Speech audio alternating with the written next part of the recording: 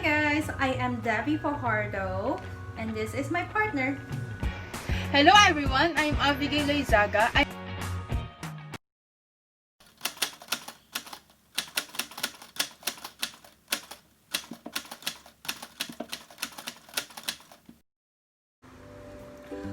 What is diabetes mellitus? Diabetes mellitus, it is a disorder of metabolism. It is a number of disease that involves the problems with hormone insulin. Normally, the pancreas, which is the organ behind the stomach, releases some insulin to help your body store and the use of fat and sugar from the food you eat.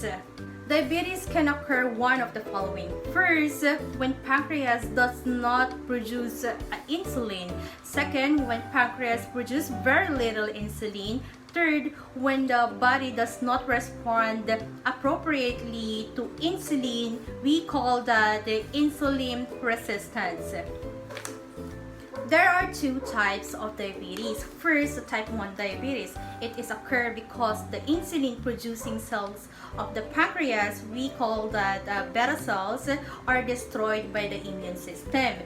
So the people with type 1 diabetes must use insulin injection to control the blood sugar levels. Type 1 diabetes, it starts under age of 20 or it can occur at any age.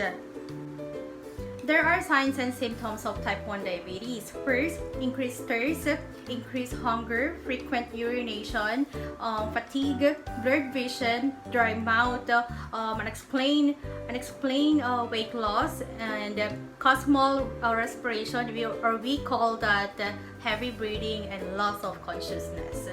And be aware of those signs and symptoms. What is type 2 diabetes? Type 2 diabetes is a lifelong disease that keeps your body from using insulin the way it should. People with type 2 diabetes are said to have insulin resistance.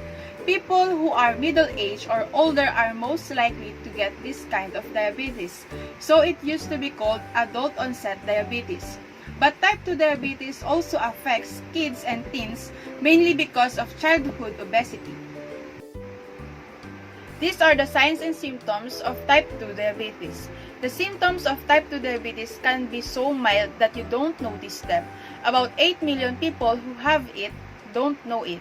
Symptoms include being very thirsty, peeing a lot, blurry vision, being cranky, tingling or numbness in your hands or feet, yeast infection that keeps coming back, weight loss without trying, fatigue or feeling worn out, wounds that don't heal, hunger, getting more infections, dark rashes around your neck or armpits, or cold acanthosis nigricans that are often a sign of insulin resistance.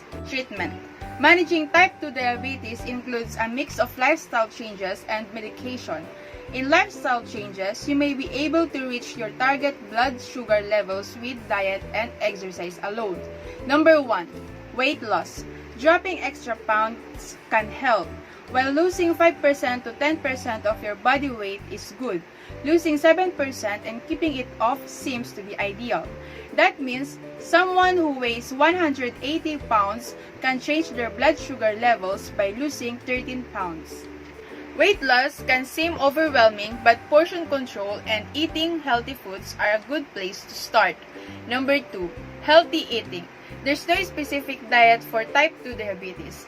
A registered dietitian can teach you about carbs and help you make a meal plan you can stick with. Focus on eating fewer calories, cutting back on refined carbs, especially sweets, adding veggies and fruits to your diet, getting more fiber.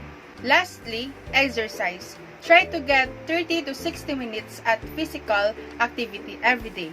You can walk, bike, swim, or do anything else that gets your heart rate up. Pair that with strength training like yoga or weightlifting.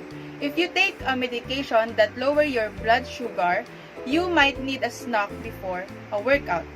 Watch your blood sugar levels. Depending on your treatment, especially if you're on insulin, your doctor will tell you if you need to test your blood sugar levels and how often to do it.